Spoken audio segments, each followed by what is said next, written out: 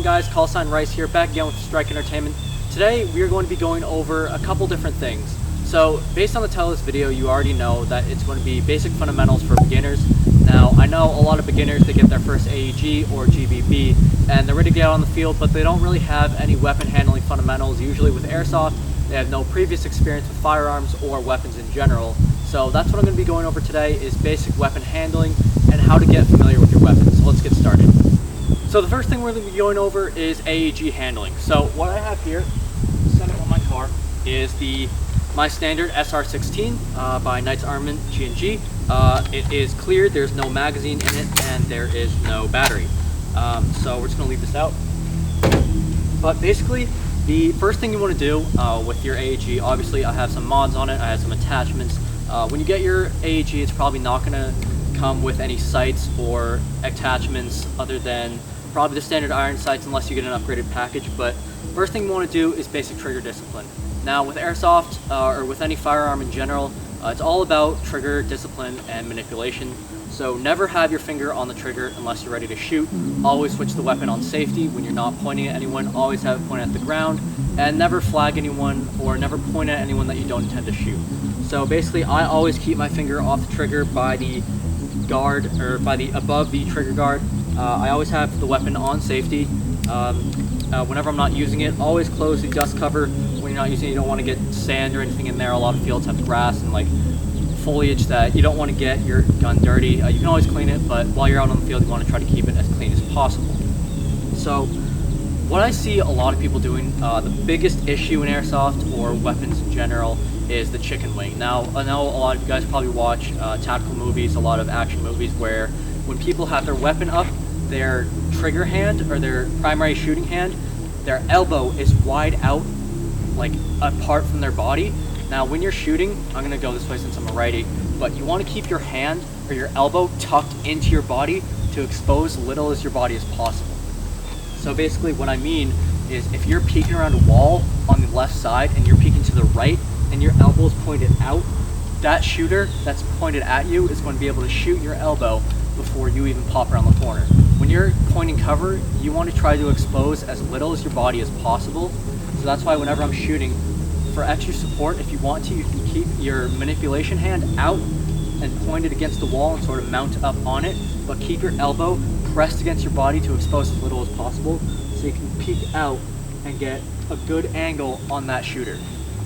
Now another thing is having your manipulation hand or your other non-trigger hand in the correct point of your rifle. So what I see a lot of people do, I'm going to put the empty magazine in just for pointers. I see a lot of people holding the weapon by the mag well. This isn't necessarily wrong, however for me personally I find it very uncomfortable. I always have it at my grip and on my switch so I can activate my laser if I need to. So I always have my laser or my hand on top of my switch at the top of my rifle if I need to. So basically I never hold it by the mag well because I find that really uncomfortable. Your front barrel's kind of like swaying around. Your hands are closer together so you have a little bit of control on it, but I find if you hold it by the grip, you're basically using your manipulation hand to point with the barrel. So basically everyone always says your weapon is an extension of your arm, but people don't necessarily train that way. I see a lot of people sort of just keeping their hand back here or under the mag even for beginners. I think that if you're using your manipulation hand with your barrel, it is an extension, so all you have to basically do is point and shoot. You're basically pointing at your target with your manipulation hand. So all you have to do is just point with that finger. You can even keep your finger out against the side of the barrel, depending if you're a lefty or a righty, and basically just point your target to get the right point of view. Now the final thing is that I've noticed is non-switching hands when you're going around corners. Now depending on your righty or a lefty, you'll basically have to manipulate your weapon based on corner and cover. So if you're pointing around a right side cover, you're going to have obviously standard right side, right hand on the trigger. But if you're switching around the left side of that cover, you basically want to switch. So take your trigger manipulation hand off, bring it up to the barrel, and take your manipulation hand and bring it down to the trigger, and then switch the stock. And you basically have to practice with your eyes, aligning which eye, because obviously if you're shooting with the right, you're going to be pointing with your right eye. If you're on the left, you want to be with the left eye. Now when I shoot, I always keep both eyes open because I find Airsoft, They're not actual rounds going down range, they're little plastic BBs, so they sort of fly wherever. I find if you keep your eyes open, you have a wider point of view and you can sort of see where your BBs are going and you can trace them down range. So what I mean with manipulating cover is you can obviously switch from hand to hand and avoid pointing too much of your body out, because if you're pointing around left-sided cover and you still have your right hand on the weapon, you're going to have to peek around, exposing basically more than half of your body, which you don't want to do, and you're going to expose a lot more of yourself, and you're probably going to get hit before you even get your sights on target. So that's basically basic AAG principles. There's nothing really too sophisticated about it. The final thing I'll go over is stock points. So each stock with an AAG usually comes with a 5 or 6 point stock. You basically want to have it extended to the point where you're comfortable. You don't want it too pressed to your body, but you don't want it too far out either, to the point where the weapon's loose. I find that I'm usually at the 4th or 5th point where I have enough control where my hand's close enough to me so my wrist isn't wrapped. I had to pause there for a second, I'm in a public place. But basically what I was saying is that the stock is always at a certain point where your wrist isn't sort of like wrapping around the weapon to get a proper hold on the trigger, but it's also not too far out extended where you're loose. There are a lot of different AAG principles I could go over, but it's more sophisticated stuff, moving with the weapon, sprinting and all that stuff, keeping the weapon pointed the right way. But that's basically the basic principles you need to know. Now when you're going out airsofting, these tips may or may not help you depending on the person, but I find these are the basic principles that helped me advance my airsoft career. So that is basically my AAG principles. Let's go over gas blowback stuff. So this is the Elite Force Glock 17 Gen 4. Empty mags, weapon is safe.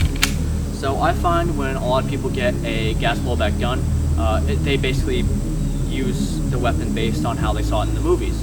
I think that a lot of people don't know how to properly hold a weapon. Obviously there's stuff that I can work on too, but I found that I have found a way to hold my weapon in a way that I'm combat effective and there isn't stuff getting in the way. So when I see people first holding a sidearm or handgun or any type of smaller weapon in general, their hands, so with a Glock they have these little, they're like the butt of the weapon basically. I find that if I put the cross of the weapon in the cross of my hand, it's pressed up and my weapon is more stable in my hand. So a lot of people will hold their gun sort of low and sort of just like cup it and like manipulate it that way. I found you have a lot more control over the tiny bit of recoil that a gas blowback gun has if you hold it closer to the butt of the gun. So if I hold it tight here, obviously finger off the trigger, and then take my manipulation hand, obviously I'm a righty, so I take my left hand, and I wrap my fingers around the bottom of the trigger guard, lining up with the other fingers, so obviously index on index, pinky on, or middle finger on middle finger, that kind of stuff. And then the thumbs of your weapon, so your trigger hand, your thumb's going to go basically on top of the mag release, or wherever it's going to sit based on how large or how small the pistol is, and you're basically placing your manipulation thumb underneath it.